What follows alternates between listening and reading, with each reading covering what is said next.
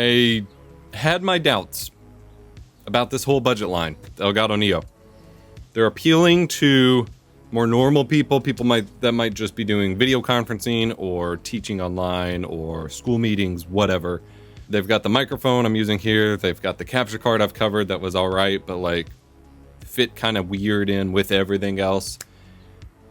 This webcam surprised me in the fact that I actually like it, and I think it would be a good option to go with as your first webcam if you're willing to spend $1 for it. But it's still high enough in price that if you really wanted a budget webcam, you're probably buying one of the more junkier ones and then upgrading to an even better one past this. Or alternatively, I think it makes the Facecam Mark II that Elgato also just released kind of pointless. This is the Elgato Facecam Neo.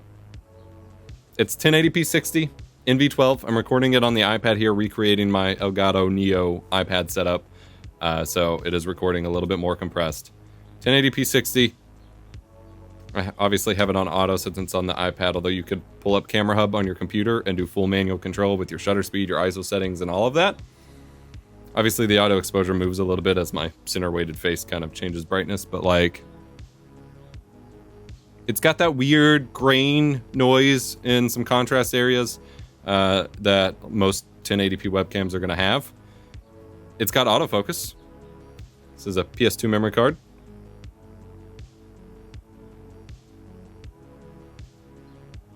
There we go.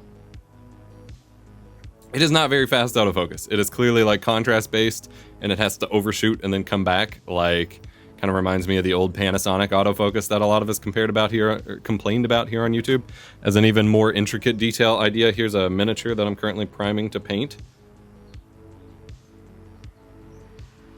Like, you can get some acceptable depth of field here and focus on small stuff while you're talking, which is really nice. You have to be okay with the pulsing as it tries to find your focus again. That's really nice.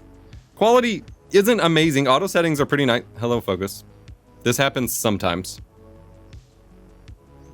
There we go. There we go. The quality's pretty decent for what it is, for a webcam. Keep in mind it's a webcam. You're going to be doing video calling where your quality is going to be trashed anyway, or if you're streaming, you're putting it in a corner over top your gameplay. Most people don't care that much about their face cam quality to be using big mirrorless cameras like a lot of us YouTubers, streamers do. It's fine. The colors honestly look great. Even on this big, beautiful iPad display that has really good colors. Like, my skin tone is pretty much spot on. I've got a couple hot spots from the exposure with my lights here. I got both Elgato Neo key lights here. I'm pretty impressed. If we flip over and compare it to the Facecam Mark II, did this work? This is the Facecam Mark II. It has a wider field of view, but it does not have autofocus. So pretty much everything is in focus. So if I get up close on it, like, I'm kind of detailed in here, but everything's still in focus. If I want to pull up little stuff to show off, like, you can kind of do it, but you're not focusing the user's attention.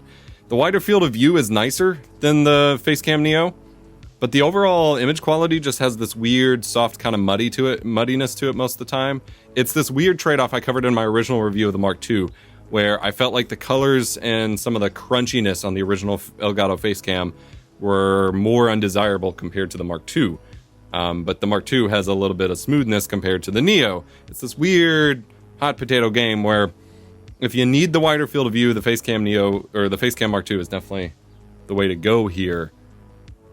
But the autofocus, as not great as it is, allows you to do cool stuff with, I just threw the memory card, but do stuff with little things that I think provides value.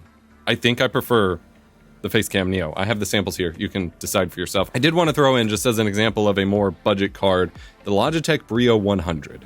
I have to stand so far back. I have no idea if you can hear me. I'm recording this after the fact. The Logitech Brio 100 requires you to stand way back, which is going to be a big problem at desks or laptop setups. It's 1080p 30 only, pre-compressed, and it's not a good time. It would be fine, again, for just basic meetings or whatever, but then again, so is probably whatever built-in webcam you already have access to. So you can decide if it's up to you.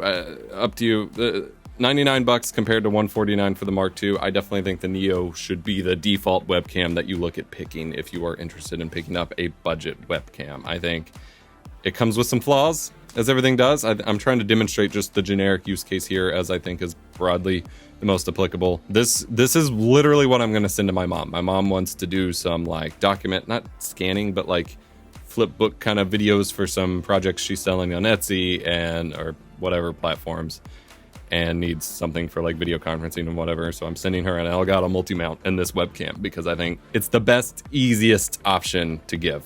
And I think it's pretty compelling overall. So you all know I don't find webcams super compelling or like entertaining these days, but there is a revolution in getting a retro webcam going that I have covered over on my Lost Saves gaming channel that I'm making at the same time as this, hopefully. So I will have that linked below. Otherwise, product links are in the description below. As always, affiliate links, small kickback to me at no additional cost to you. And yeah, we'll have some more exciting videos coming soon. Let me know your thoughts on the webcam in the comments or over on Discord, eplusvox.gg/Discord. And remember to be kind, rewind.